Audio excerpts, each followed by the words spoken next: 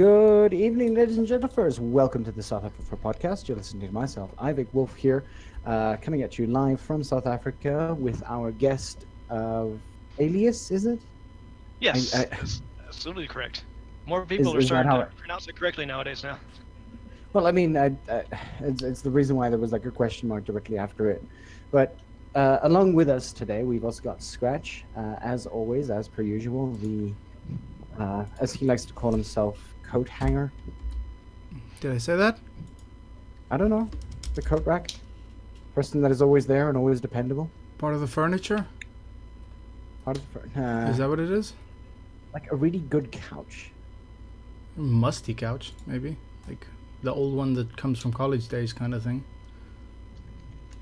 I need new couches, Jesus. Really? You still have your old couch? Okay. I still have those red Carry couches, on. yes.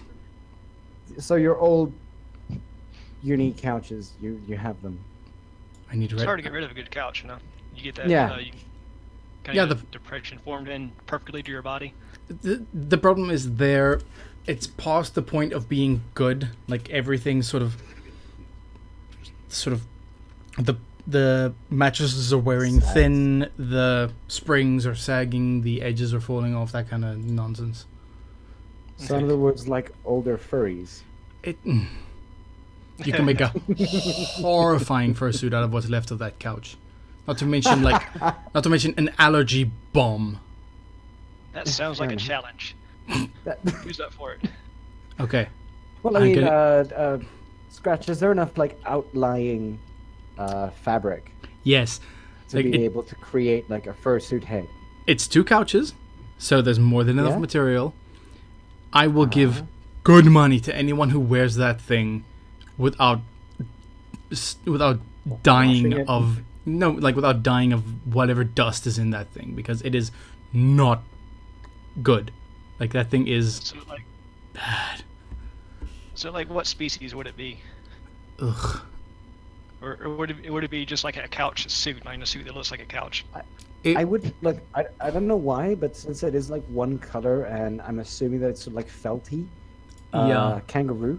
So it'll be it's short, like something with short hair, and Like a- maroon color, I suppose. Not really A maroon. red kangaroo. Maybe something like that, yeah. Or some kind of buck deer, perhaps. Still quite the right color, but yeah. I mean, that's A the. rooibok. Deer are cool. I like deer. Rooibok. Let me see how red is a rooibok. To Google. Well, the top half is pretty red. Yeah. Any case, Okay. so You make a this partial out of evening, it then. Yeah, we can. this evening we have Aelius, who has been helping us with our rooibok adventures and finding a new use for the felt of a person's couch. And you are, as it says here, you've been in the fandom for well over a decade, contributing both artwork and writing. You're a regular on Anthocon Art Show. Is that like a show about art, or is that is that like the artist's alley? Actually, it's more like it's more the former. Everyone submits whatever art they want, and it's for display and for sale at the same time. And it's kind of Okay. a mix of an art gallery, sales show. Mm-hmm. Does all the art is it part of like a proceeds thing where things go to charity or what? That option is available. You can choose to have whatever profit you make on it go to the charity if you like. Alternatively, pocket. Yeah, that's also an option, depending on what you want. Me, I like charities, but I got bills to pay, so I'm trying to kind of find a good balance depending on how much I'm able to make. So kind of split it the way that. Yeah, so And then- we can go down the whole like moral dilemma route of when is it appropriate to don't give whatever, you know what I'm talking about. Yeah, I don't want to feel like a jerk, but I kind of need to feed myself at some point. It's like a little give and take. Yeah. Takey. And then Inhuman Acts anthology. Yeah, that was my first published publication. First time I ever actually published before, so that was awesome. It's a noir themed anthology, and I'm hoping they're going to do another one because I'd like to go back to it and try another. Noir's Noir awesome. always sounds fun. Huh. So I mean, like, what was, and then Roar 8? What was Roar 8's theme? The theme for that particular one was paradise. So Okay. I got to rework a novel idea that didn't quite take off, so I was able to kind of rework it into a short story. All right. And then, okay. So with all this kind of information and pretty much everything that goes with it, I need to find a drop down. Sorry. God It damn doesn't it. exist. There it is. I found my drop down. And okay, so Jake Bunny is obviously talking here. This is the reason why I wanted this to pop up. Sudan has said whatever she wanted to say, which is why is I just don't understand though. Like, I'm sorry for detracting like for 2 seconds again, but like furry.fm allows for sup bitches, but doesn't allow for you to write the word ass. Well, in a furry context, it kind of changes the meaning depending on how well you take it. Huh. If your persona is a female dog, for instance, that could be Yeah. just a greeting. Fair enough. No one's going to believe that, but that's one way to look at it. Cool. Trace actually says that he has inhuman acts. I'm not sure if that's Trace or it's Kit. Because it's Trace and Kit. So one of them has it, but I'm assuming that because they're together, both of them have it. Oh, sweet. Yeah. If you're so- curious, my story in there is Guardian Angels. Be Gentle was my first one. Ah. So with, I mean, like, obviously you've been in the fandom for, what was it, more than a decade. What exactly, what drew you to the fandom actually? Let's start with that question. Well, as far as anthropomorphics, I've been a fan of that for as far back as I can remember. I mean, Yeah. growing up with Looney Tunes and Teenage Mutant Ninja Turtles and Thundercats and all those. I didn't realize there was a fandom around it though until like I want to say late '90s or so. I saw a comic of Kevin and Kel, if anyone remembers that, reprinted in one of my parents' magazines. And I looked into that and I thought, hey, this comic looks kind of cool. So I did a search on it, see if there was like a collection or something on Amazon, and lo and behold, that's where I found there was a American Journal of Anthropomorphics. Thanks to Amazon's users also bought this logarithm. So I discovered, I was like, okay, what's anthropomorphics? And next thing I know, I've fall down the rabbit hole and discovered there's a fandom around, and I've arrived home, it feels. Nice. I mean, I think, and like every single time like I ask this question, I kind of think a bit further as to what kind of comics were influenced. I mean, you remember Freefall, which is Yes. weirdly enough still going. Really? Yeah, and that is amazing. Very impressed with that. Yeah. Like Scratch. I literally read Freefall a decade ago plus. Yeah. But the thing is that what's amazing about Freefall is that firstly, like we just said, it is still going. Secondly, it's, I don't know, again, it's been a decade since either of us read it, but like it was Freefall, then it was, what was it? Faux Pole, which is the one that I used to watch. Yeah, from the And car you speckins. I still read that one too. But it ended, didn't it? No, it's still No, going. Holy no, shit. it's still Oh my going too. god. I What? just read it last Friday. And Okay. yeah, I love web comics. They're a part of the things that, one of the many things that connect me to the fandom right there. In fact, I Yeah. mentioned earlier that I was actually involved in one for a time. Yeah. So, I mean, like, tell us about how that goes. I mean, like, we've had a couple of people who actually did web comics and things like that, but weirdly enough, we never really asked about. Well, we actually being involved. Like, how do you mean by being involved? Were you like actively drawing everything, or what were you doing? well, I was the co-creator of Jewel Vixen, and I had the idea, the story, and anything, and I was a co-writer for it. And my buddy Jody Mist, he was the artist and other writer, and he is an amazing artist. And it's amazing to see how much his art evolved as the comic went on. But and his artwork was gorgeous from the start, and he is able to pack all this amazing, exquisite detail into every page and still make it historically accurate because it was a comic that took place in the early 70s. And so he took the brunt of the work with art duties, made them full page, full colors, and everything. And so we were on that for a while, and that was pretty cool. Then unfortunately we had to put it on indefinite hiatus after a while, but it was a really cool, fun thing when it lasted. For some reason, I actually seem to recognize this art style. Yeah, he did a couple other comics afterwards. If you remember any of the Jack Savage stories, or Fred Savage, I don't know where Jack came from. Fred Savage. What's the artist's name again? Jody Mest. Doesn't ring a bell for me. Then again, I'm so out of the loop with webcomics these days. It's ridiculous. Well, he does have a page on FA. If okay.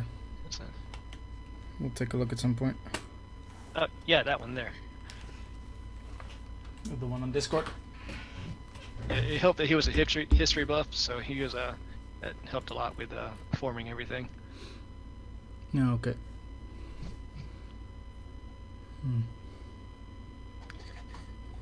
Might of apparently there's an argument going on about SWAT Cats and Thundercats. SWAT Cats says Jake Bunny is better than Thundercats. I say that SWAT Cats is equal to Thundercats.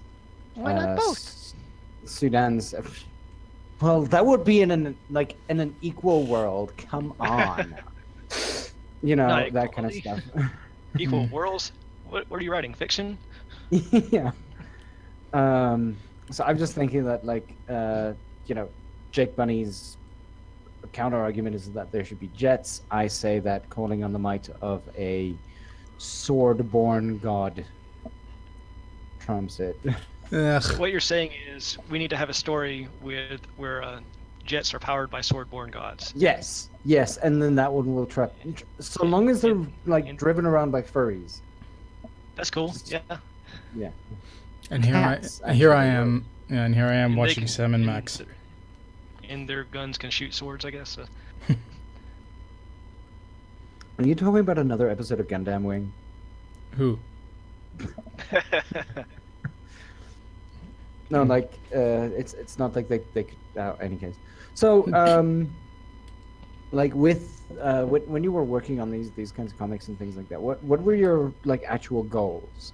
I mean, I see here parodies 1960s, 70s, spy media, Danger Diabolique, James Bond, Charlie's Angels, Mission Impossible, with very many Vixen jokes.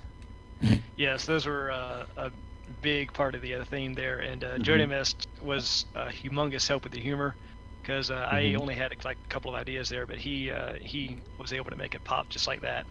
So, and what I mean is period humor. He knew all the references, all the parodies far more than I did. So that's we were able to play off each other with our stories and come up with these neat gags that fit along with what we were trying to tell. Yeah. Historically accurate humor. Yes, there you go. Exactly.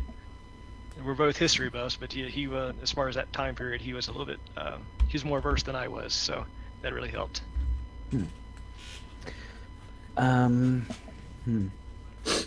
So it was Jay. If I could probably say, Jewel Vixens was a lot like the Vixen version of Austin Powers, The Spy Who Shagged Me. Lol. Yeah, that fits pretty well actually, minus the time travel. Yeah, well, we all know the newer movies. Given enough time, given enough time, you probably would have had a time travel episode. Yeah. Yeah. Now that I think back on some of our plot lines, there was a time element involved. And we were just kind of hinted at with the organization they worked for, which was an acronym Future. So that was kind of a play on that, but we never really had a chance to get to that point. Okay, so Jake just posted 2 pictures of. Yeah, I'm sorry. Sorry. Yeah, SWAT cats. It's kind of hard to argue with that when you meet the guys. Yeah, but I mean, like, yeah, totally. So you are the writer for JV. One of the co-writers, Jody Yeah. Mest, also, we kind of split writing duties there. But I am the creator, and I kind of had the whole overall plot thing. But the thing is that he actually says if we could get some writers for JV, he would totally do the art. Oh, I'm a writer. Hmm. I just gotta put together. I just gotta find our old script documents, see if I can put something together. All right. Well, we might see a return. Yeah, sure. Let's see that happen. Jake, you've been tasked again. Like, what's it? More often than not, he's the person who's generally on the front foot, like doing everything. You are absolutely right. You, Jake, you are an instigator, an enabler. Yeah. So now we're enabling him. Now the tables turn. Our bidding. Just give me a sec. Is the cat in your room again or something? No, I was coughing. Oh, yeah. That's what cats do. Bloody cats. Cats definitely make you cough. It's not any other influence that anybody else has. Like, I don't know. Any case, so when it comes to like writing and things like that, Johnny Mist. Let's see. Okay. We'll talk about that maybe a little bit later because that seems to be an interesting topic. Since you were a co-writer on there, in fact, let's somewhat jump right into it since we're pretty much on the topic. Jody Mist apparently just kind of disappeared. What exactly happened? Like what happened to them? We aren't entirely sure. I know that he stepped down from the artist position because he wanted to pursue some of his own ideas, and I was totally cool with that because he devoted a lot of his time and effort to JV, so it was fair that he would be able to step off and do some stuff that he wanted to do. And you could tell that in some of the work you see in his gallery page. So you can see that he continued on and did a couple comics for a while, but then all of a sudden we just noticed he stopped posting after a while, and we're not sure if he just moved on to other things or what. Maybe he's in witness protection. I don't know. He's still alive though, because his account favorited a Kenket picture from 5 days ago, which is an amazing photo. Oh yeah, it's kind of hard to not say that about King Cat's art. Yeah, and weirdly enough, now we had Kenket on at one point, and cool. I think they mentioned that they're always trying to improve, and I kind of find it awkward because like you kind of sit there going like, how do you improve on like perfection every single time? Well, every time you're right, it is an internal thing, but often look at different pictures from different years, and even pictures I thought were amazingly perfect from 5 years ago, and just still see how everything's changed and evolved, and that's and you can even see that in the JV comic, for instance, or any artist who's been posting regularly, and even as perfect as previous pictures look, it's still need to see how they change and how different styles evolve. Yeah. No, for sure. I mean, even like a few months later, if you put the time and effort into perfecting and improving your art style, then eventually, like even something from a few months ago will look like garbage. Yeah. Relatively speaking, but yeah. Yeah. The further back you go, the worse, the more harshly you criticize yourself. Yeah, and that's the old saying goes: we are always our own works. Of course. That's the how imposter syndrome continues to be prevalent among us, or among anyone. Yeah, no, for sure. How did I get this job? Yeah. Okay, so like I mean, again, you've been in the fandom for a while. What exactly did you sort of like? What aside from the Looney Tunes and whatnot? What exactly was the very first thing that brought you towards fandom itself beyond that comic? Was there anything else that kind of brought you there, or was it just that? And Jake will notice this event instantly. It was Ebony Leopard, his Extinctioners comic.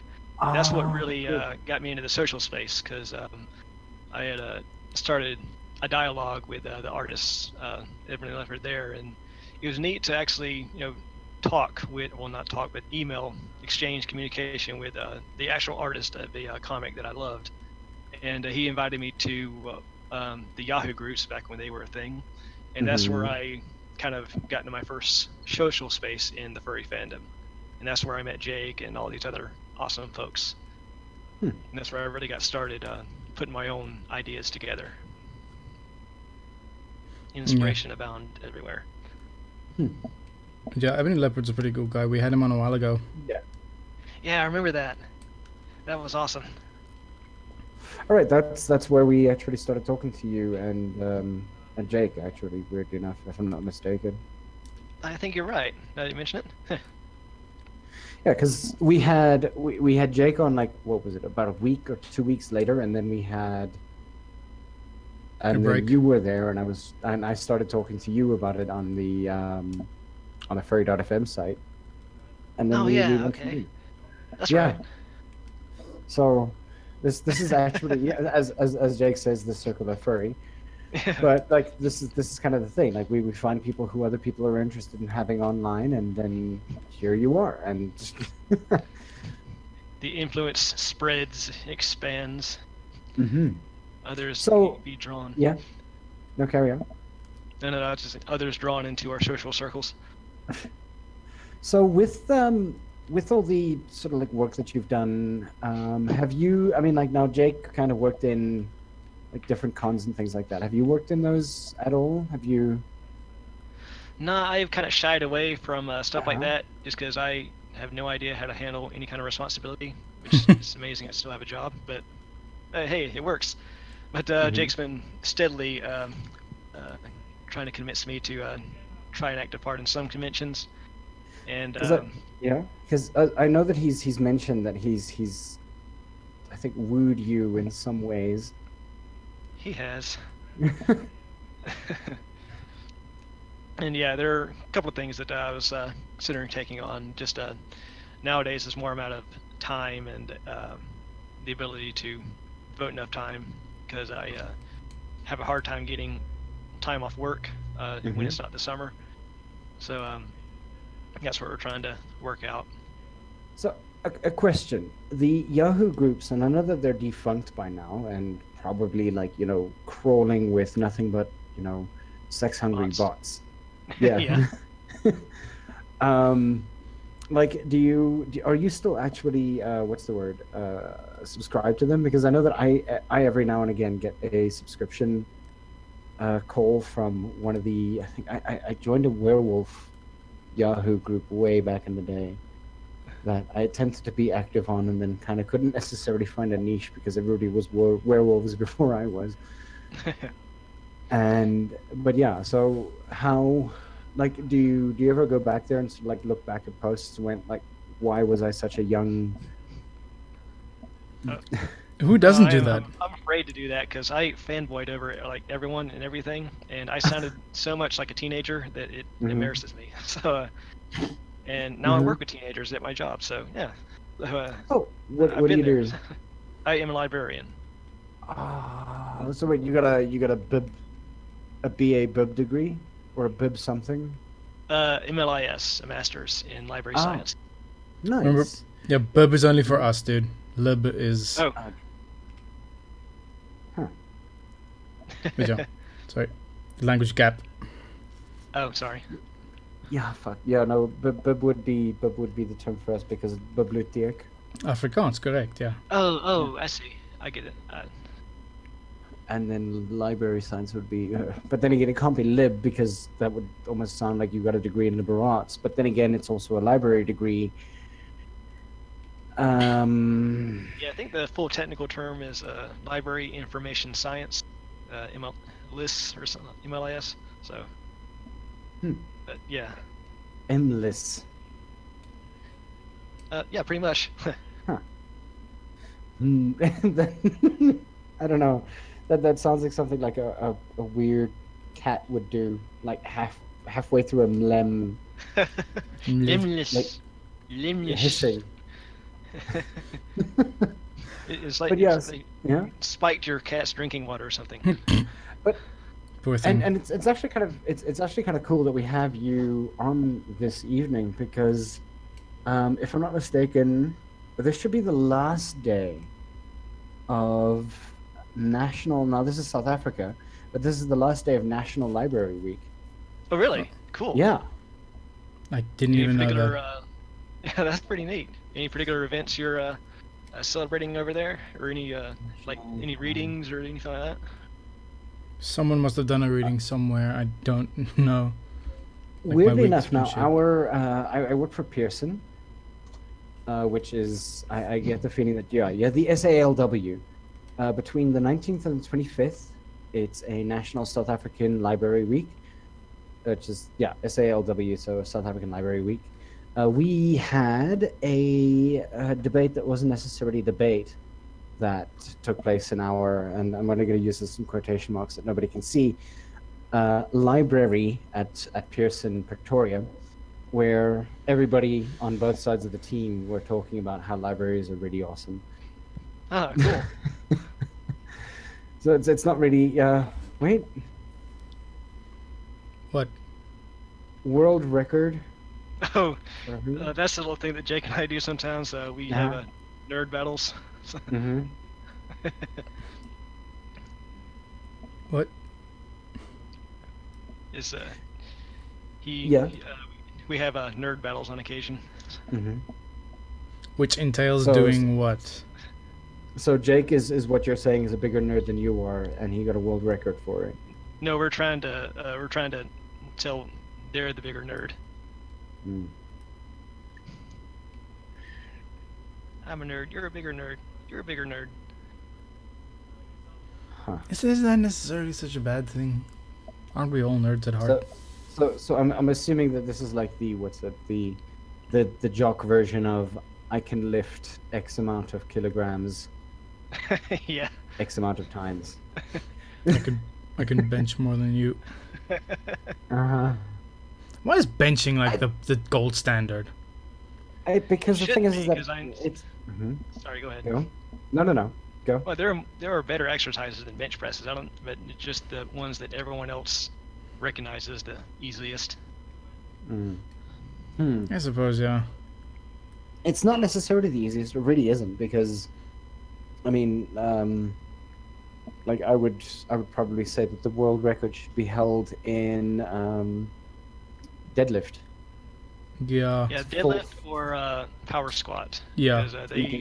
those exercises work lots of different muscle groups. Yeah, the more compound, for sure. Yeah. Yeah. Large amount of the body to be used. So you need to have strong legs, strong arms, strong chest, strong Everything. constitution, Grip. Yeah. Strong core. Exactly. the Be sure ability keep to that not spine, faint. Right? Yeah. Yeah. That's a big one there. Who's Nick? I am Nick. Oh, It's just And- the moniker. Who's? okay. But yeah, so it's actually kind of interesting. I mean, like we have when it comes to writing, and Gus House Kai does say hello. Is Oh, that hey. how they say? I think it's I haven't said the word in so long. Gushowsky? Gushowsky, I think. I'm sorry if I'm Gushowsky. mispronouncing that, but hey there. But yeah, we've so known each they're other for a couple years. So. okay. Yeah. Alright. So they're happy that you're here. Oh, sweet. Any Thank case, you. when it comes to your writing now, and like the kind of publications you had and things like that, like you've published obviously like a couple of places and things like that. But what do you want to be able to do? Like what's your goal that you want to go towards? I'd like to get some full novels out, and I have 2 that I've already completed, and another one is in Mhm. progress. I'm just well, one I'm I'll be submitting to a publisher in the next couple weeks, and the other I'm currently rewriting because it was a hot mess, but it was a fun experiment nonetheless. Mm-hmm. And the third, I was originally intending to submit that one this week or this spring as well, but time constraints kind of forced me out of that thanks to schoolwork. But yeah, it's I would like to get some novels out there. I have tons of ideas, so I'm just a matter of getting them organized and focusing. That's always the issue. Yeah. When did you start writing?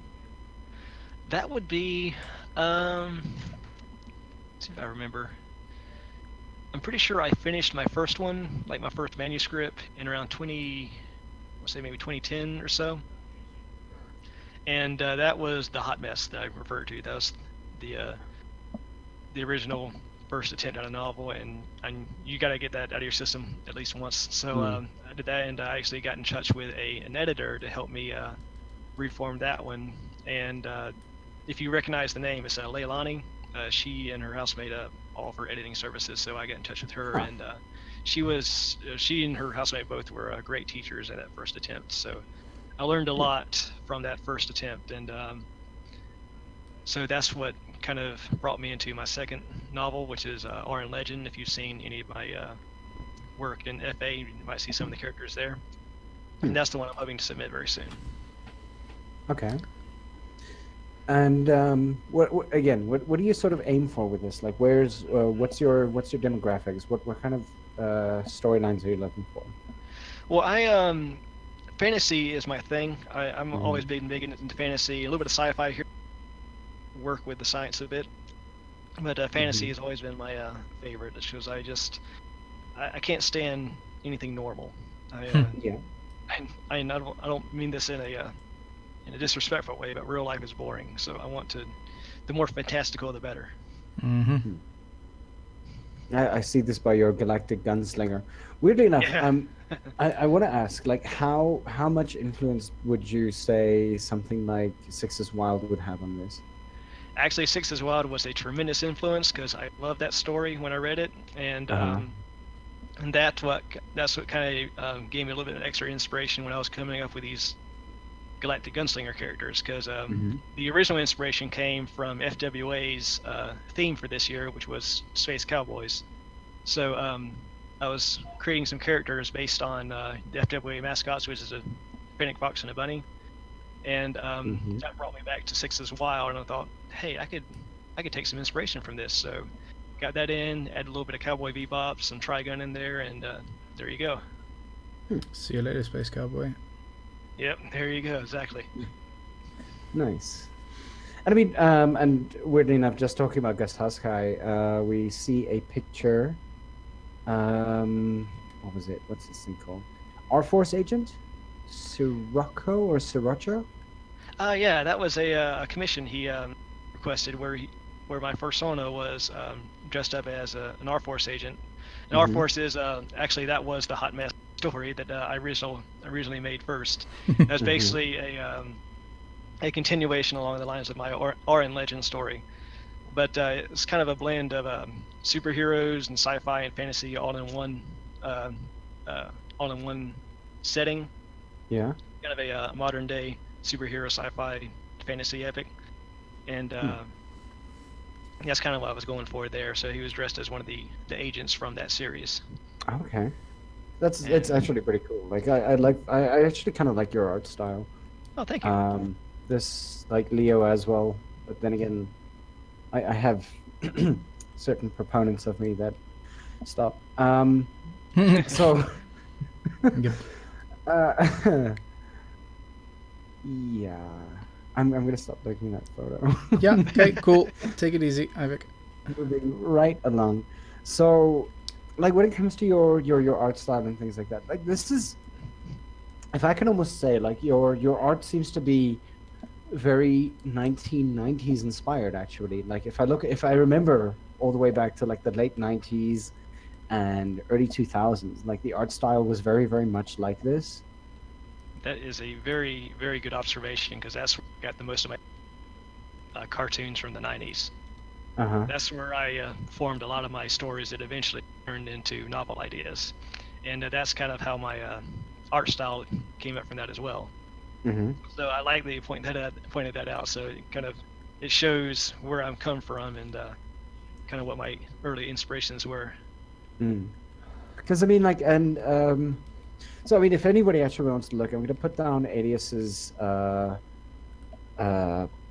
link out in Twitter on the chat here. For those of you guys who don't know what I'm talking about, like, I mean, and if you guys do know what I'm talking about and actually understand it, like, this is actually like, and I really, really mean this, in that a large amount of your inspiration is like, what's it, that skunk from Sabrina? I can't remember. Yeah, Sabrina as well. Zigzag. But then there was a really sort of NSFW pick, which involved, and the only one that I can ever remember is the one where there's a fox with a bat being like punted into a particular area. Yeah. That was Skunkworks. Was it Skunkworks? Yeah. Oh, those, yeah. Yeah. James Hardiman. Yeah. Yeah, that's the name. So, I mean, like, and it really harkens back to, like, I guess the older style of furry art, the kind of this immediately makes me very like nostalgic. Yeah, and that's the kind of furry art that I grew up into when I first discovered the fandom. That's kind of where I already was. So, and reading Extinctioners and all kind of accentuated that, because that was also the style that he was that Evan Leopard was going for. So that kind of gelled real nicely with what I was wanting to do. Sweet. And it was very pin-up-y, actually, weirdly enough, wasn't it? I vaguely remember. I think I know the picture you're talking about. I can't quite remember all the details. Like, a lot of things from Skunkworks was sort of very, very pin-up-y, irrespective of the illicit nature of it. The content. Yeah, illicit, whatever. Yeah, but it was very sort of like, it was, what would you call it? It wasn't as overt. Dare I say artsy, perhaps? It's kind of a blend of toony and realistic. Yeah, exactly that. Especially in their expressions and their eyes and stuff. Yeah. Oh yeah, that's for sure. No, I honestly, I love your artwork. Like, this is actually some really, really interesting stuff. Like, Thank you. Yeah. Thank you. Hashtag watch. Got it. Awesome. I will happily gain another watcher. Yeah. And so with them, I mean, like, with the improvements that you've sort of noticed in your own thing. I mean, we see your Twitter, your DeviantArt, everything's here. So anybody who wants to, like, check them out and look at all this kind of artwork, I know, and again, like, I feel super nostalgic like watching this kind of stuff. So it's amazing. So anybody actually who is listening right now who wants to look at any of the stuff, just please do. Jake Bunny as well says, loved furry pinups from back in the day. I love those too. I still have a chest full of them in my room. Yeah. Back when you ordered art prints from the mail. Yeah, like 1998 to about 2004 seemed to be the what would you call it, the major sort of like boom of that kind of artwork. Yeah, that's where you don't see it as much nowadays, but back then art prints were the big thing. Not as much as commissions are now, but you see people would, especially big name artists, they were all about art prints and new pinups and stuff like that. You recognize ones like from big name artists, Eric Schwartz, Terry Smith, Michelle Light, all those old school, the old guard, And with, I have all kinds of with the sort of like heavy felt tip pins, like doing the outlining. Yeah, I've always been jealous of that because I do all my stuff digitally, but I've been wanting to try it myself with that brush pen. You managed to recreate it quite well, honestly. Oh, thank you. Yeah, no, this is actually some awesome stuff. And okay, yeah. So anyway, fangirl over. No, please stay. I have a. Do you have a quota to fill? I mean, like, it's early. My tender ego. No, go ahead. Sorry. So, Every little bit helps. obviously, Yeah. like growing up in the early 2000s, and what you're 29, 20, 31, 2, I'll just say early 30s. Let's leave it at early that. 30s. Okay. Okay. Jake asks about the male story. I might as well just go straight into that, and Okay. your reaction just wants me to ask more about it. So go right ahead. Yeah. Okay. Um, yeah, this kind of alludes to the furry old guard and the prints that we got by the mail, because that's what it Mhm. involves. And I'm going to be trying to be as cautious as I can with this, because I like to start out by saying I love my family dearly, more than life itself, because they are awesome. They support me, and they're totally cool with me being a furry. They know my artwork, they enjoy my artwork, and they're totally cool with that. My mom even accompanied me to my first AntherCon, which was also Mhm. awesome. That was back in like '03 or something. You Now, and that being Jake. said, oh yeah, that being said, there are aspects of the fandom that they don't quite agree with, and I'm cool with that because we're different for everything like that. But where I got in trouble was when I inadvertently brought those elements to the home, Oh and joy. that's kind of the thing about the story there. So it starts out. I was at college, and uh, I found some. This is back when I was finding some Michelle Light art prints, and wanted, hey, these look awesome. This, I couldn't have them mailed to my college dorm at the time, so I just thought my home's close enough. I'll just go stop by at the weekend, pick them up then, and that'd be cool. My parents are cool. Like I said, they're awesome. They don't check my mail or anything, so they'll bring that over, and I'll pick it then. What I failed to remember was the fact that we had a pair of boxer dogs Oh joy. who Oh, liked to roam the yard. And apparently, the UPS driver was brave enough to leave it on the front porch. So, when my brother, who was in high school at the time, came home, he found all this paper strewn about all over the yard. Oh So no. he went to work picking it up, and then he saw one of the images that I had ordered, which was a topless wolf girl, beautiful, and that kind of gave him pause. So the Oh. first thing that he tells he gets my mom on the phone and says, "Mom, Nick's got porn." And so I get home that weekend, and I wonder where my package is. It's just, they said it should have arrived, but it's not anywhere. Mhm. Then my mom and dad bring in the torn up package with all the shredded furry pinup artwork, and Mhm. on top of that is that topless wolf girl. Mhm. And I got a talking to about that, but it basically boiled down to we're cool with your furry stuff, but don't bring it here. So from then on, I had to find a way to get it sent to my dorm room instead of back home. But that was not really a coming out story, but more of a revelation story, where they learned a little bit more about me than I would have intended. Mhm. So Eesh. I've been, So yeah. now, this isn't a question that we actually actively asked Jake, but with your, what was it? Your mom accompanied you? Yes, she didn't go to the con or anything, but she did come to Philadelphia at the time, because that's Yeah. when the AntherCon was being held. It was the Mhm. the second to last year that it was held in Philadelphia at the Adams Mark. Mhm. So they turned it into just a sightseeing trip for Philadelphia while I Okay, so spent my time at they the just con. kind of dropped you off, and Pretty much, yeah. okay. So yeah, that was pretty cool. I got to spend time, and that was the first time I'd ever seen and met people I had previously known only online. So that was a really Mhm. cool experience. All right. And the next year, that's when I met Jake and all the other Extinctioners groups guys. Okay. So when it came to, like, going to your very first convention and things like that, like, I mean, we're looking at, what was it, around about 100, 200 furries, I think, back in Uh, that day. I'm pretty 400? sure it's more than that. It was 2003, so it had been going on for quite a few years. Mm-hmm. I Since don't know the numbers. 1998, wasn't it? Yeah, that sounds about right. Mm. I don't know the numbers, but it was still the biggest fur con at that time. Yeah. Is it still? No, it isn't. Actually, MFF took that MFF, title just last Yeah. year.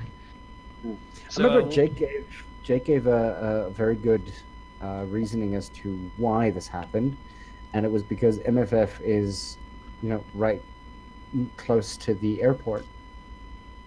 yeah, that is very convenient. You don't have to pay for transport from the hotel, and it's also helpful that it's right there in the middle of the nation, so it's a lot easier for the people on the coast to get there without having to pay exorbitant or fees, flight fees, or take too much time.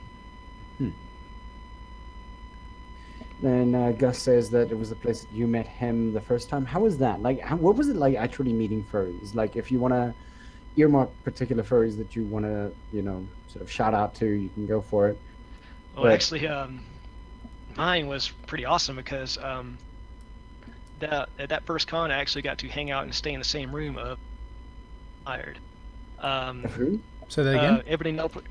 I was able to hang out with and stay in the hotel room of some of the artists that I admired. Ebony Leopard and Max Black Rabbit, they were all sharing the same room, and I don't know how I managed to do this, but I got a chance to hang out with them in their room and play video games with them and just chill, and that was awesome. So, Okay. Yeah. That's really cool. Okay, so this is going to be the kicker question. Things seem to have changed in many sort of senses in respect to the way that cons are handled, not necessarily handled, but the way that cons are experienced between one group or at least one year in the next year. I mean, like in the early 2000s, it was about meeting up with one another. It was about exchanging of art. It was about looking at fursuits and just generally trying to get together and talk. But it seems these days like cons are a bit more, I think, involved in some ways. Yeah, there's it's not as like pen and paper artwork focused as it used to be, which is totally awesome because that gives everyone a chance to shine in whatever they're talented in. So you've got dancing, you've got music, you've got fursuit building, all kinds of stuff like that. And it's also neat because writers are more prominent as well. I know you go to like the major publisher tables like Fur Planet and so forth, and you see just tons of novels out that, whereas back in the 2000s you'd see maybe a couple of zines or something like that, but not near the volume as that. So there's a far greater chance for someone to show off their creative skill in more ways than just artwork, and that kind of allowed it to expand, and that's kind of also led to a paradigm shift in what you see in furry cons nowadays. So you see a lot of them are turning more into party cons than than art cons, and that's just how things go. So and that's also how it expands, I guess, because there's a much bigger social aspect than there seemed to be back then. And I'm sure the advent of cell phones have certainly helped that, because I remember back in when I first started going, cell phones were not really a thing. But people were talking about, buy these walkie-talkies and you can I'll be on this channel, and then we'll be able to gather up and meet up at this time, even if you're in the dealer's den and I'm in the alley and all. Yeah. It's funny to sort of make what's the word, comparisons between the way that we in South Africa kind of handle things as sort of like in the way that you guys do. You'll find that, say, at the bigger gaming cons, or what would you, I think more sort of, yeah, exactly, gaming orientated cons, you'll find that, and this actually happened with us, is that we went to a what's the biggest, Rage? Yeah. But with Rage, for instance, and there was another con as well, not really a con, but I mean, it is a convention, I guess you could call it that. But what would happen is that, I remember that we as a group of furries would sort of jostle in there, and I remember Victor, who is one of the sort of older furries up this side, along with Valerian. They're both in their 40s, almost mid 40s at this point. But I remember Victor had like, what was it, 5 walkie-talkies, and if everybody grouped up together, you could get one, and then everybody could coordinate where they wanted to go after they were busy doing whatever the hell they were doing. Like if it was like there was a whole group of people who would be walking around the stalls, and then we'd be walking towards some of the other things that were going on, like the zombie walk or whatever. But we'd be able to figure out like, okay, we're going here now, and then like everybody would go back to Victor's place, and that was actually what the little meetup used to be called, like going to Victor's place, where we would all sort of like join up there. There was about 30, I think the largest group of people that we had there was about 43, which is still almost double the amount of people that we have for our own convention. But and I mean that's just in Gauteng alone. But and it's, yeah, I don't know. I've got other things to say about that, but I wouldn't necessarily go into that right now. But like, and we'd all get together there, and we just all kind of get drunk, and then leave at like 4 a.m. And the worst thing is that now he lives in a complex, and people started complaining about us taking up all the parking spots, and and like noise complaints after 11 o'clock and this and that and the other thing and whatever. But it was like that's the kind of thing that we sort of know as our little furry get-togethers, and like expressing that kind of perspective is like, for us, like that's very, very new. And for you guys, it's like, you know that was like early 2000. Yeah, that's you don't realize just how long ago it was, and then you realize, dude, you realize how like when the Matrix came out. Yeah. Yeah. I can spin so many stories and put so many comparisons on the table with that whole spiel. I mean, yeah, my go-to is,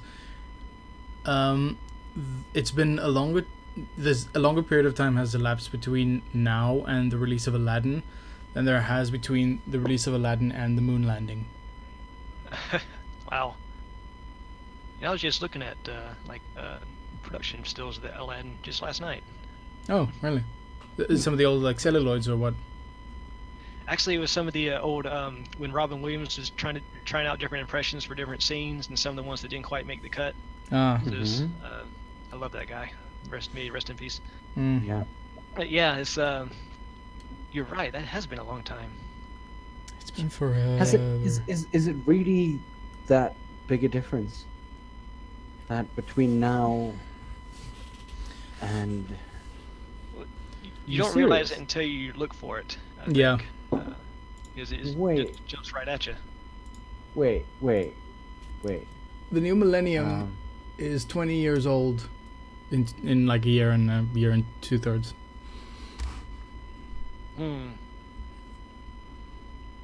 Okay, Apollo 11. 1976. And Aladdin was 1992.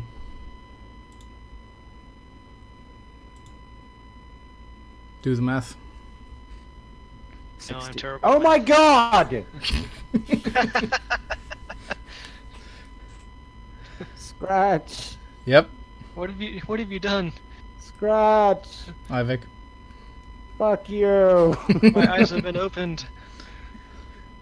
The light is too great. We is old. Okay, so Time- Badge has just walked in. Time marches on inexorably. This is the time. 16 years between the moon landing and Aladdin. Now leave. No, may I remain I'm very blissfully upset. The dog's still in here. Calm down. There's more time between the moon landing and now. No. No? Yes. What? More time has elapsed between the release of Aladdin and now than there has between the release of Aladdin and the moon landing.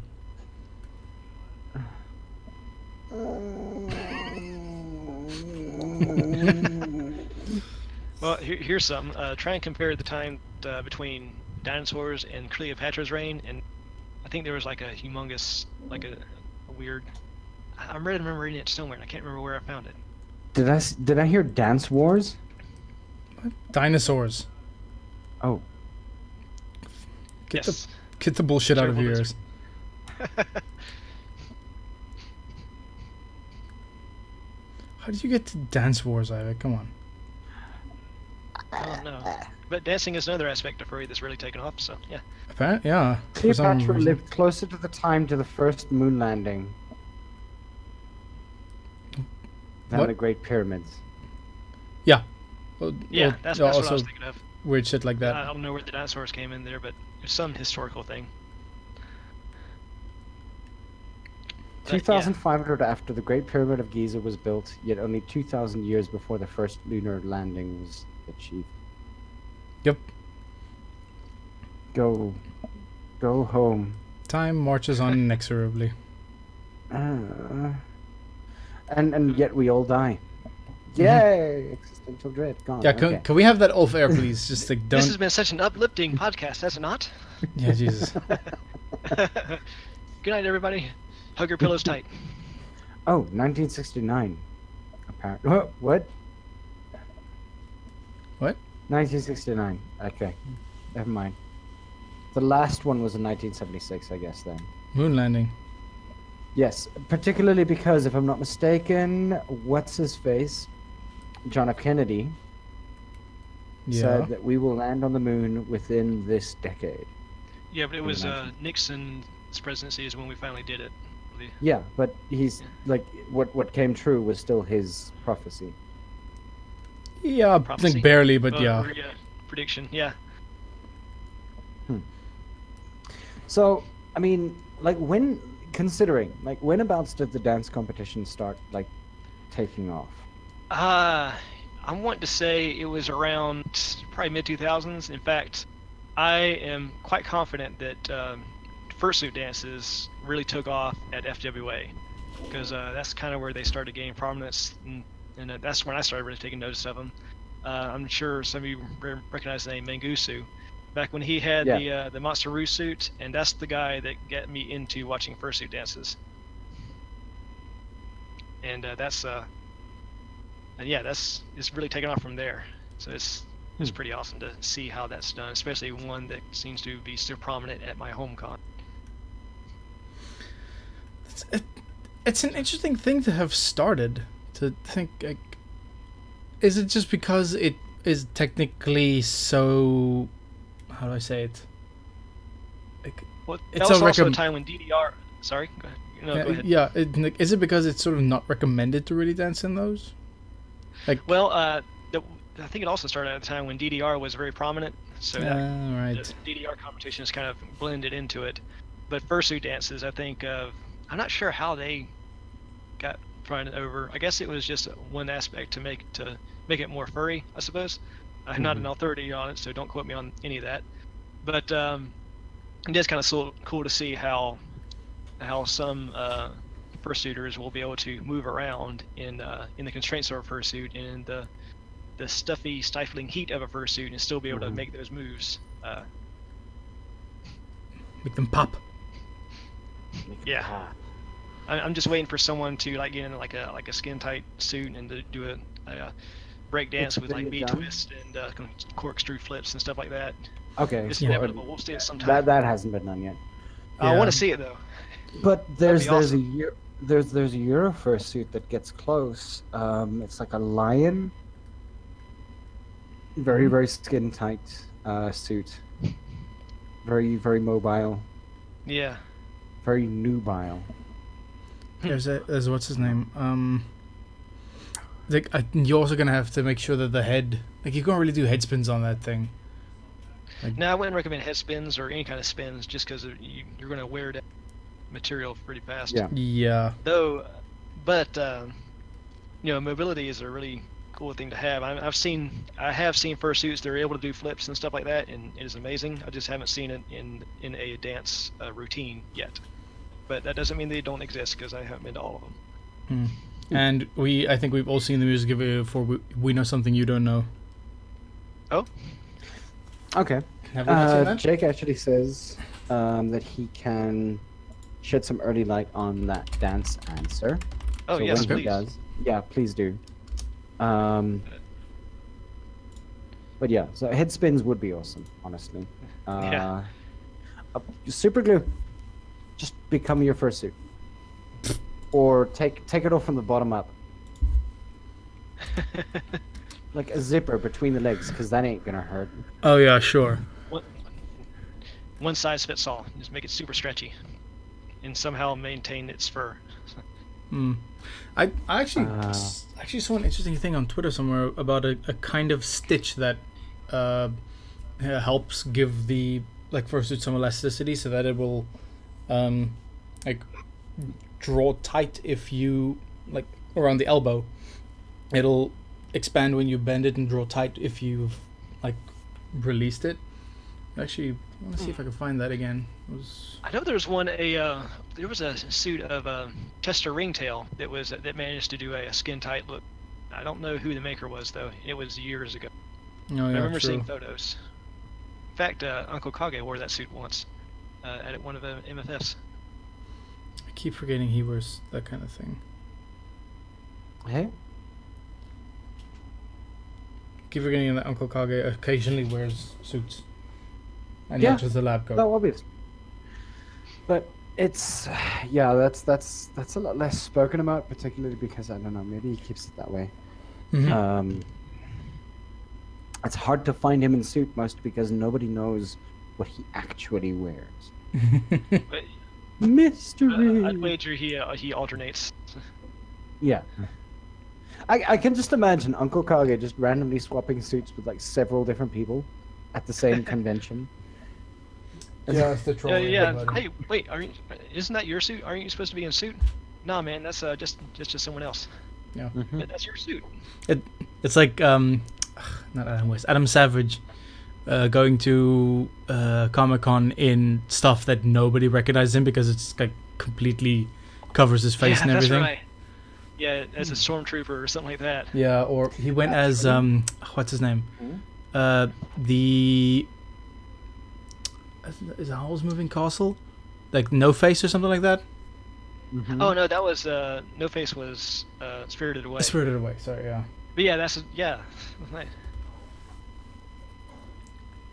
Yeah, he wears full scale suits like that he obviously makes himself because he has all the time and money in the world to do stuff like that. Yeah. Super I'm jelly. just waiting for him to introduce one with pyrotechnics on it. Yeah. So, Jake is mentioning that the fursuit dance comps generated from a lot of early con dances and the old fursuit runway shows. Oh, that makes sense. But then again, I don't necessarily know when these fursuit runway shows were a thing. The masquerades, maybe? You mean the fur walk? Oh, the fursuit parade. Yes. Maybe? This brought in people to watch the fursuiters dance, but had no interest in the dancing themselves. Fair enough, because I would probably sit around in fursuit if I ever had one. Just I would love to judge. try. I would love to try fursuiting sometime. I don't have a suit, but if someone would, I wouldn't mind trying it out. I think that would be awesome. I Guess don't think that it was Spirited Away. Sorry. Yes, that's correct. It was Spirited Away. No Face would. Maybe. Yeah. Sorry, what I was gonna say, I think, is I don't think anyone's gonna turn down the opportunity to go into suit if they were given the chance. Oh yeah, I'd totally do it if I had a chance. You know what my dance would be, right? The Madiba Shuffle? I'm pretty much Madiba Shuffle, yeah. Why not? Carlton? I don't know. Oh, okay. Nah. Carlton into Madiba Shuffle into the 1960s, 70s inspired Staying Alive dance. Into Booty Quake Thrust. Disco Inferno. No, booty quit. No. Mostly because I can't fucking twerk. I don't have that kind of mobility in my hips. Yeah, me neither. There are different dancing styles. You could try salsa, maybe some break step. Breaks, Or no. just shoegazing. At best, if I ever misstepped somewhere, I just break into metal headbanging. That's a good recovery, yeah. Yeah, with a suit head on though. That way, Very if you trip, light. If you got trip, you can just turn it into a breakdance routine, start spinning it around on the floor. Mm-mm. Mm-hmm. maybe some people will figure it out. Randomly making whoop, whoop, whoop, whoop, whoop, whoop, whoop, whoop noises. Scotland. Yeah. The muddy So Scotland. Fursuit Dance Time showcased some real talent, and then someone made it into a panel at Anthrocon 2004. Ah, okay. Now we So know. it was earlier than I... Okay. So that was after the first FWA. But by this point, I mean, like you probably have expected like a couple of dancers to be around, thinking that maybe we should try to turn this into an art form, and eventually they did. Oh yeah, and it's another one of the many art forms that you'd see at more prominently at conventions nowadays. So, on a scale, do you think that the fandom has become more diverse? Yeah, in fact, I can remember Ebony Leopard quoting that when he was first mentioned, just him and Max Black Rabbit, the only African Americans there. Or well, Max wasn't American, but yeah, only non-Caucasians there.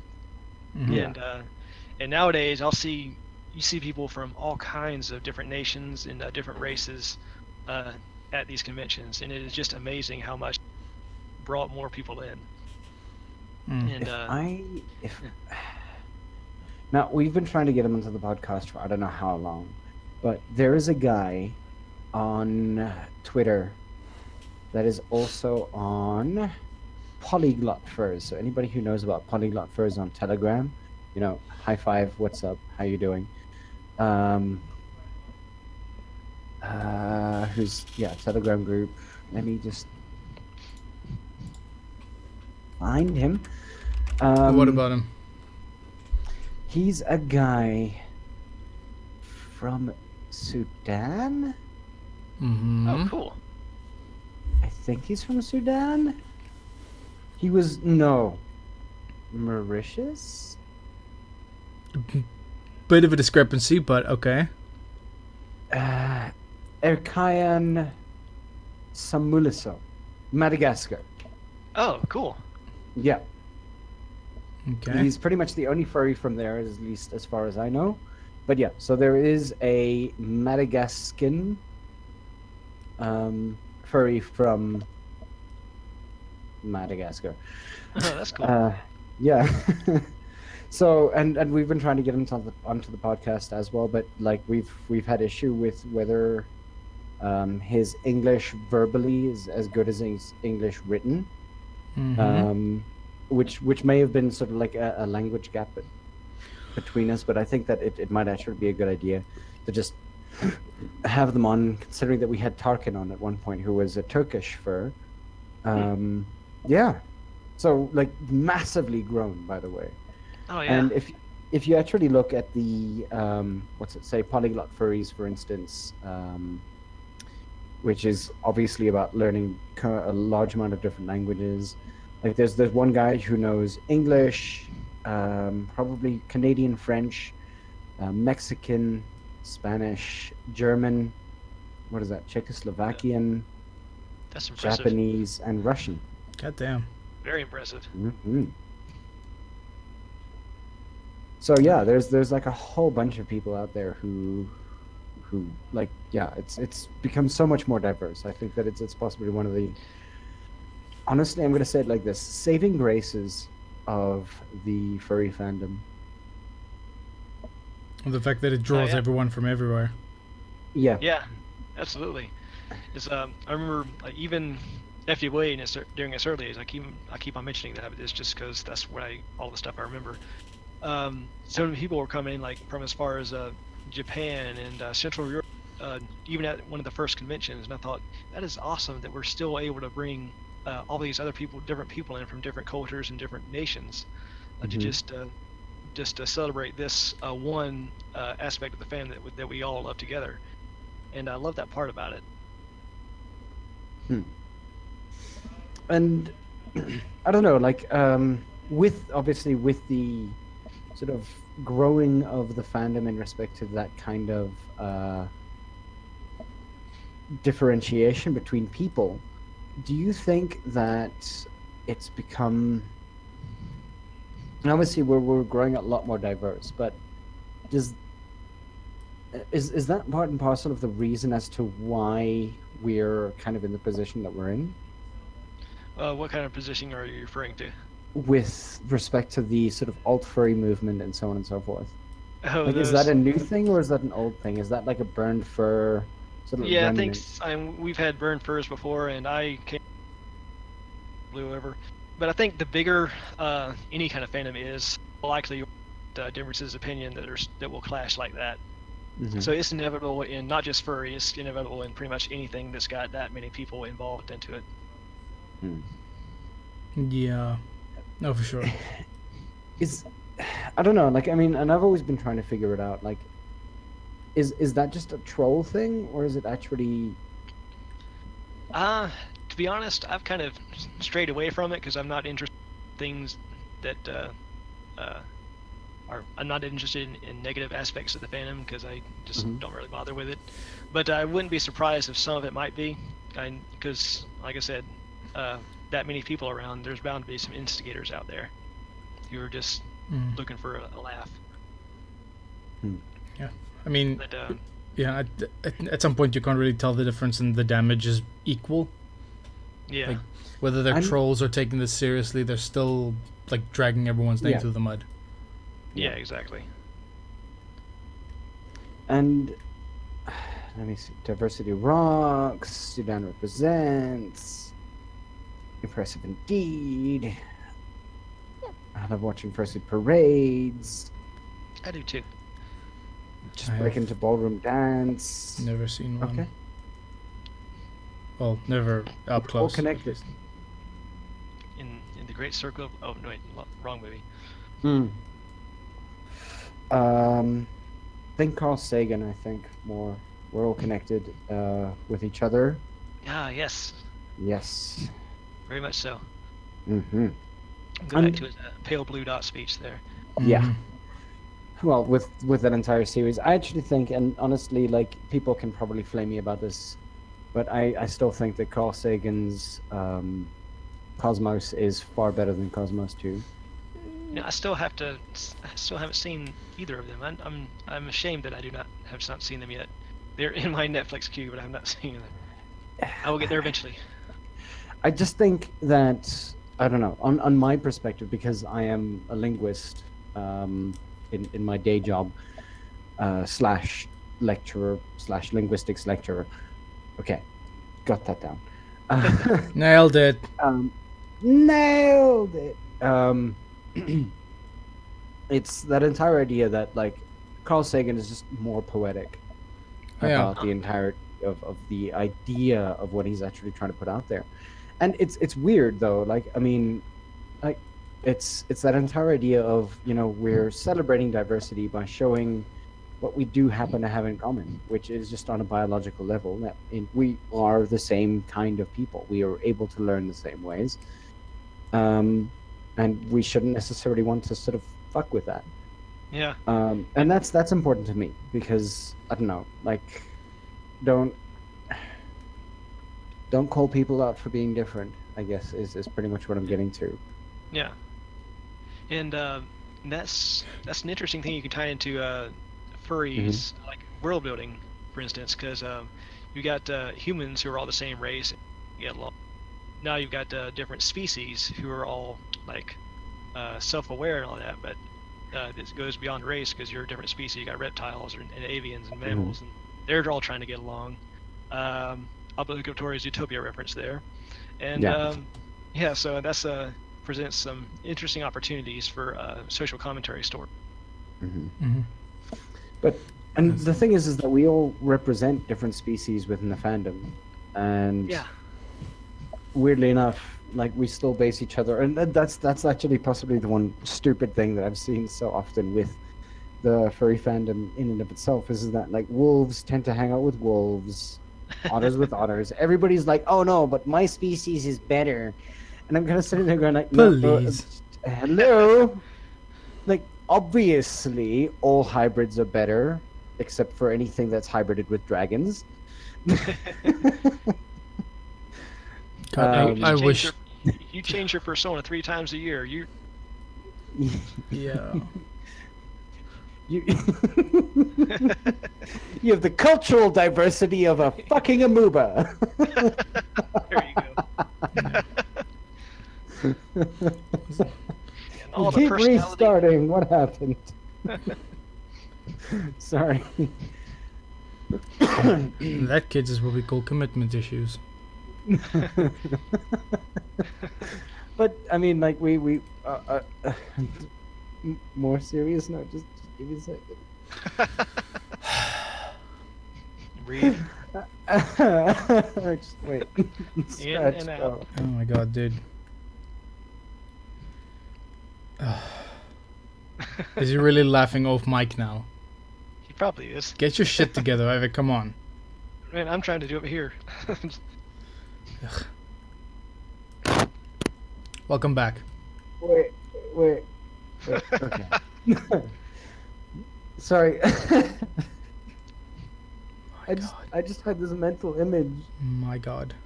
of, like, I don't know, Jane McGonigal. No, not Jane McGonigal. What? Jane Goodall. Sorry. There we go. Better reference. Jane Goodall just like going up to a whole bunch of furries, just sitting there going like, I don't know, like giving them a stick and just saying, "What do you do with this?" And then Oh, just dude. one furry randomly just poking into another furry's ear, looking for ticks. Seems about right.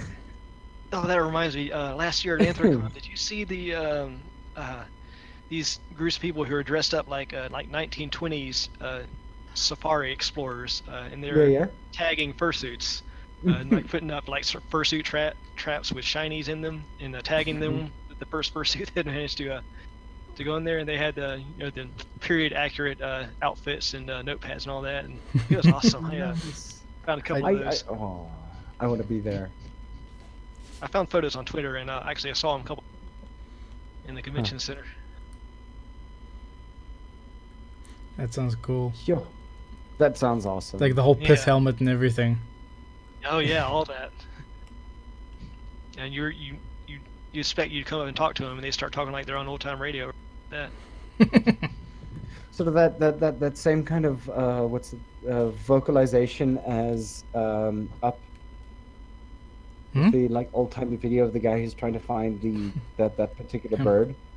Wow, There's what that do we have video- here? Yeah, exactly, just like that. Like an old radio announcer. Yeah, I love that. I love doing that voice. I don't know why.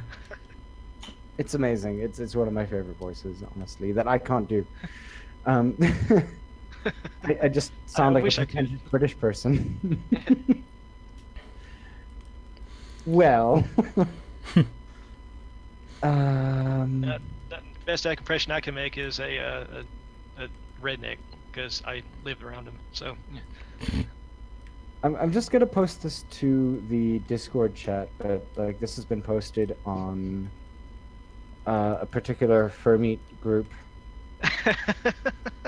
I've never actually ever been able to think that's in any way a thing. What are we How can talking you about? eat something that's staring at you? Oh god.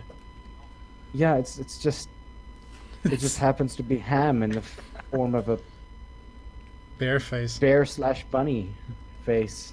It has Billy a face, Bear ham. but it's ham. It's ham with a how? Why? This is Why- how you why- get fucking listeriosis. Yeah. I can't eat this. It's looking back up at me with those cute eyes. I mean, If you eat the ice, you win the staring contest. So. I put it between two pieces of bread, but it's still there, I know it's looking at me. judging me. David and well, obviously David Attenborough has to voice. Oh yeah. a Furcon. Next time you do a Furcon video, bring him over. Hire him. Can we Yeah, please have David Attenborough do something like that? Do a Kickstarter. Just by the way, so if any of you guys are familiar with Iron Maiden, I know. Yeah. Scratch Can't is say I've slightly- heard of him. Oh no, obviously not. But their Number of the Beast album. Everybody has said that the introduction was done by, gosh darn it. I know you know this. I know this, but I'm gonna have to Google it because it's right at my fingertips and it's right on the tip of my tongue. Quickly, It's the Robin, to same the back, guy Google. who He was that strange sort of semi-doctor dude in Scooby-Doo as well, especially the ones with Scrappy-Doo in it. Oh God, I don't know.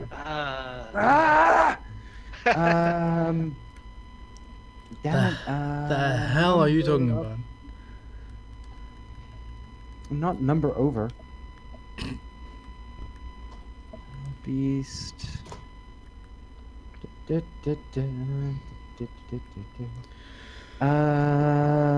we got Bruce Dickinson, Clive Burr, who was pretty much the best drummer in the absolute existence of everything.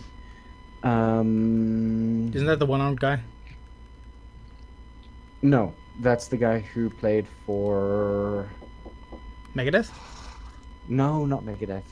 Led Zeppelin? Oh, okay. Yes. Oh.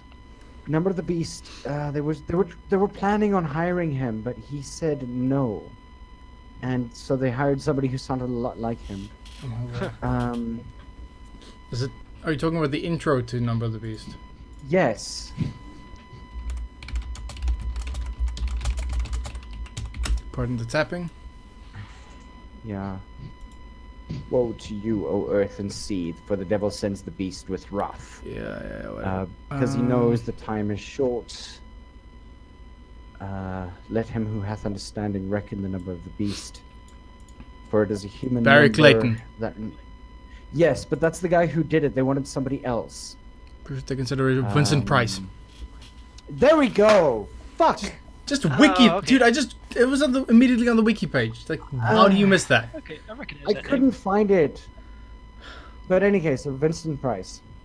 Okay, Def I know Leppard. that guy. Yeah, thank you, Gus. It was Def Leppard. Oh, the one-armed drummer. Yeah, Okay. the one on drummer. Who was the person who actually created the electronic drums that we know today? Oh, Joy. Yeah. That's good to know. Interesting. Still one of the best drummers in existence. TIL. Fight me if you say no. Changed my mind. Change my mind. Christopher Lee. I wish.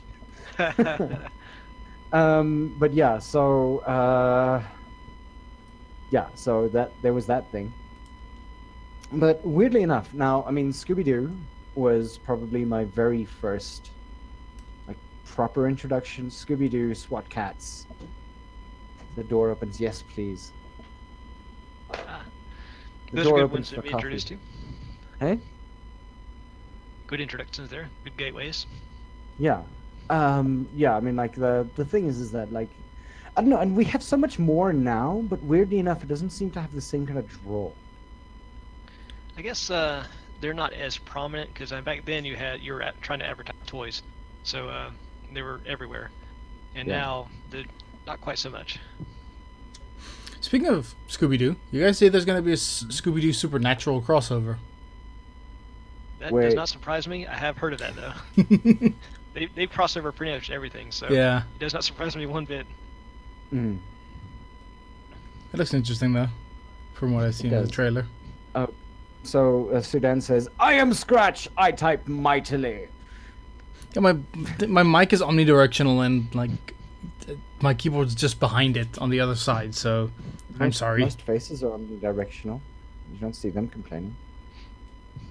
No, they're not! By its design, a face is not omnidirectional. Yes, It's called it is. facing something. So moving it around makes it? Means you're realigning it. What? Uh-huh. Don't fuck with me on this. Anyways. And on that bombshell. No, we're not even... On that close. bombshell, I am done with your shit. Okay, fair enough. That's a perfectly fine sort of... Segue. That done with my shit thing. Aelius, you mentioned Sonic the Hedgehog, Star Fox, Secrets of Nim. Star Fox, by the way, for like the N64 was probably, and I mean this was what, like 1996 that somebody in our neighborhood got an N64, and then everybody became their friend. Yeah, that kind of happened when I got my 64. And yes, Gusho Sakai Stella Acorn was one of my first furry crushes was Stella Acorn. Mm-hmm. Cough. Oh, come on. Seriously? Really? Not this guy? Who? Star Which guy? Fox? Fuck both of you guys. Well, Crystal was pretty hot, so yeah. I never played. Crystal was just like... Crystal was made exactly the way that she was supposed to be. Just candy. Just put her out there, candy. Yeah, but Yeah. it did fulfill that purpose nicely. Yeah, it did. It did. It did. And why Sally though? Well, I think it was the fact that she was nude without being sexually nude, and it was on public TV, which somehow made it cool. So But Sally could not always wear the dress. nope.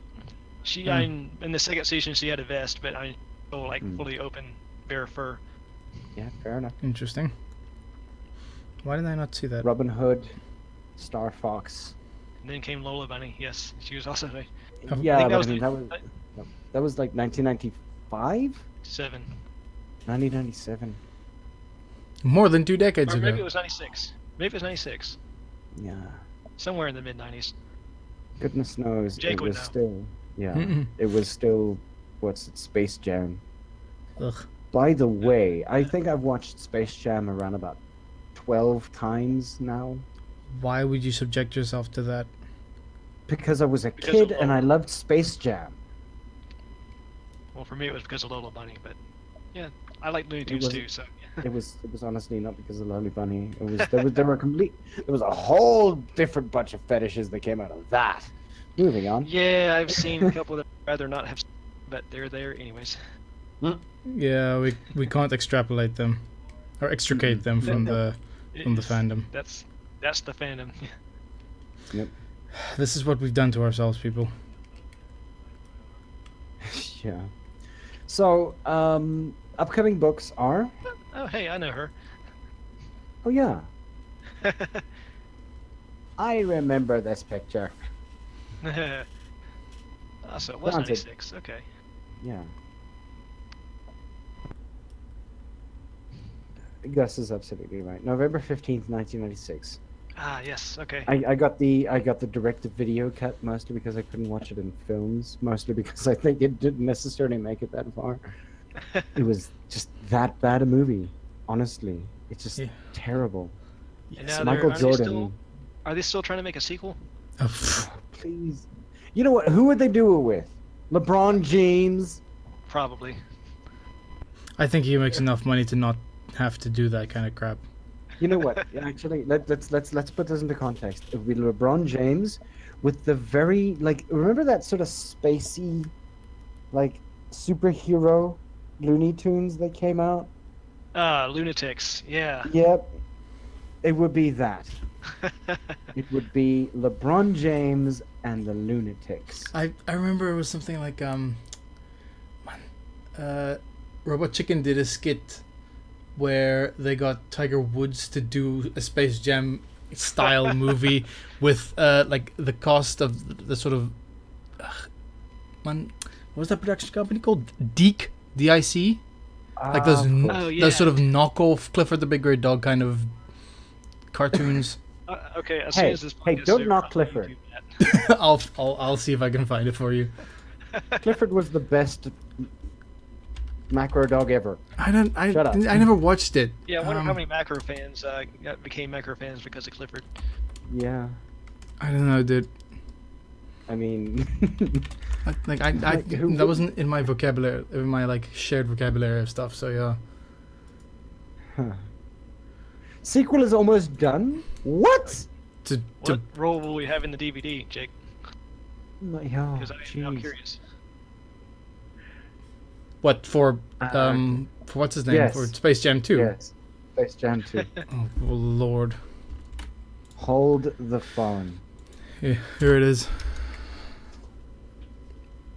Oh my Check it god. LeBron James. Are they dude, I recognize serious? some of Are those. you fucking joking me? Why would Leo Benvenuti step down? Who? He's done a whole bunch of other things. Clearly. Santa Claus, for instance. Uh, the Jeff Garlin project, Santa Claus 3, Escape from Claus. The Escape Clause, sorry, never mind. Kicking and screaming. The Escape from Claus. That sounds like an awesome Christmas film. Dennis Miller Show. Carol Burnett, exactly. Like, Oh, hey, seriously? Carol Burnett, cool. Yeah, exactly. The writer for the Carol Burnett show just, I don't know, went into what could only be, I don't know, a spin-off into the middle of nowhere. Space Jam, Damon, Kicking and Screaming, Jeff Garlin program. Why is this a thing? Apparently, someone thinks they can make money off of it. Full cast. Let me just... LeBron James is the only person cast in this. Didn't even have the voice actors set in yet. He's No Billy also West just, or anything like that. yeah, he's the executive producer. Huh. What did Billy West do any like Looney Tunes voice acting? Oh yeah, he did all the Looney Tunes voice acting in recent history. Really? Bugs Bunny, Elmer Fudd, Porky Pig. Yeah. Huh. Okay. Didn't know that. Oh yeah, Billy West is very prolific. Yeah, Billy West is everywhere. Mm-hmm. Yes, that's very true. Did you guys see the Woody Woodpecker thing? I There's don't think so. yeah. Well, how recent? Seems to be not even post-production. It seems to have been. It's come out. Oh really? 2017. I totally 5th missed October 2017, Brazil. Like a Woody Woodpecker Huh. movie or something? that. Yeah. I'll have to look into that. He looks like Sonic. He sounds like Sonic. Oh joy. Which Sonic? The Jaleel White Sonic or the like Adventure Sonic? The animated Sonic. Ah, interesting. Like I'll look into not the Steve Urkel Sonic. Oh, Yeah. okay. Yeah. With the Sonic Boom Sonic or? There's so many Sonics now. I didn't. Is it me or is the Sonic Boom show actually kind of smart? It has its moments. I occasionally catch a moment of brilliance in one of its jokes that can only be meant for the adults watching with their kids. Yeah, no, for sure. Yeah. Because all I've seen is clips where the show like either breaks the fourth wall or becomes way too what's his name, like way too Self-aware. self-aware. Yeah, that's exactly the word I Yeah. was looking for. Apparently, it's on Netflix and it's terrible. Yeah, I Seems good. don't watch it much, but it's Sonic, so I'm obligated to at least catch part of it because I'm a huge Sonic fan. The only thing I do in that regard is to watch like Game Grumps playthroughs of Sonic games. I did have some fun with Sonic Forces, so yeah, that gave me a chance to pull off my OC dream of making a character in the universe. So in other Which I words, just think- put a different pair of spikes on it and color it like mauve. Actually, that was kind of how I got my start. Is doing knockoffs when I was like 8 years old of Uh-huh. part of things. I think that's how everyone got their start, really. What, when it came to drawing? Yeah, drawing or just creation. And that's Yeah. what I thought was the cool thing about that particular game was that actually gave people to live out that dream. You no longer have to like make these old fan fiction stories. You actually got to put your character in one and actually play the game. And I thought that was awesome. Yeah, it allowed them to live out that horrible dream. Yeah, well, it was a dream nonetheless. Yeah, no, for sure. Like far be it from me to shit on anyone's like want to be in the Sonic universe, but yeah, it's just it's strange to me personally. Yeah, and that's okay. That's how it goes sometimes. Yeah, to each his own. There is a there's an what seems to be animated / probably puppeted version of Muppet Babies. Oh, is that? Are they making? They're making a new one, aren't they? Yeah, 2018. It's supposed to come That's out. right. The general, IMDb rating is 7.8. Huh. It Interesting. has 7 episodes. I wonder how many are. I wonder how much of that is for memories of the original cartoon. Yeah. It's the first episode came out like 2 days ago. Really? Huh. Yeah, I'll have to 23rd look of into March. that. Yeah, I watched the heck out of that original show when I was a little. And I'm still here waiting for BoJack Horseman season 5. Aren't we all? Yeah. Do you How not about like anything- BoJack, Ivik? What do you mean? I said no. I was agreeing with you with an ugh. Oh, Disagreeing with you with an ugh. okay. It sounded like a disagreeing ugh. But yeah, look, I mean, it was a lot of fun having you, Aelius. I'm not necessarily sure. We're like past our time by around about 6 minutes. Yeah. What tangents are us? People have mentioned that the person who mentioned Game Grumps, that being you, Scratch. Mm-hmm. I don't necessarily know how many zeros this is. 1, 2, 3, 4, It's a 5, really big 6, number. 7, It's like 8, three- 9, 10, 11, 12, 13, 14, 15, 16 zeros with a 3 in front of it. So 17 numbers in total. Let's just call it a bajillion Mm-hmm. or a zillion or something. Yeah. But so you've gotten the XP quotient for the day. Yay. Sweet. Scratch. Level up. Yeah, level up. What bonuses did you get? Ding. I got 10 Ultra Balls and 2 Incubators. Oh, nice.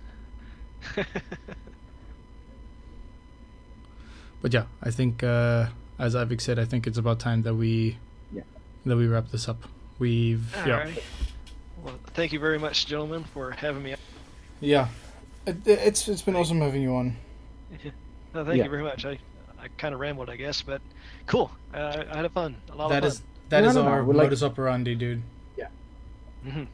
We tend to A, jump from topic to topic, and B, jump from topic to topic, Yeah. and Yes. ramble in between. It's like Well, that it just is got- trying to do an interview. Well, I got ADD, so I'm Yeah. Welcome to the Right. club. squirrel syndrome. Yeah. It's just that I think all 3 of us are probably unmedicated for it. Well, Not quite yet. But I'd shake the bottle, but it's empty. oh Igor, get me more caffeine. yeah. Lol. Okay, well, you know what? Thank you again for being on. We'll definitely have you on again. Maybe. Okay, cool. I've got a couple of things in my head that I want to be able to do at some point. And I'll let you know about what we could do with you on again, because that should be awesome. Cool. I Yeah. look forward to it. Yeah, this was fun. Yeah, Thanks a no lot. doubt. Yeah, Thank thanks you. a lot. Just stick around for about a couple of minutes. We do have a thing that we want to do with you after the cast. Mhm. Okay. All right. Cool. Yeah. Okay. But thanks for listening again, everyone, Yeah. and we shall see you guys in the next week. Yeah. And Right, please do later stick on. around. Yeah, do go for it. Do you have anybody that you want to thank, or anything that you want to talk about? Anything that is coming out very, very soon that you want to plug quick? Well, I want to thank Jake for getting me connected with you guys, because the dude connects me with everyone. I got like half the friends I know because of him. Mm. So that's cool. And just keep an ear out on my Twitter for any developments on Mhm. upcoming artwork. And I will be at FWA if anyone's interested in stopping by. I'll probably be in the artist alley for a good bit of time there. And yeah, Yeah, I'm actually going thank to you very post much. your Twitter to the group Aelius 24. So those of you guys who are listening, Aelius 24 is where we should be going. And apparently I'm not the first alias on Twitter. no, it's weird. You're Aelius number 24 though, which is pretty high up in there. Also, not spelled like you would imagine Aelius to be spelled. Yeah, and that, not to go into your time, but there was a time when I went to a convention and there was someone whose badge was Alias, ALIAS, Mm-hmm. and we had to meet up and have a short little discussion about people getting confused for each of us. But yeah, so thanks again for joining, and Thank you. Have a great day further. And you as well. Yeah. Or great evening, I guess, over there. Yeah. Yeah. We'll see you guys on the other side. Have a good evening. Cheers, cheers. All right. Cheers, guys. Bye. All right.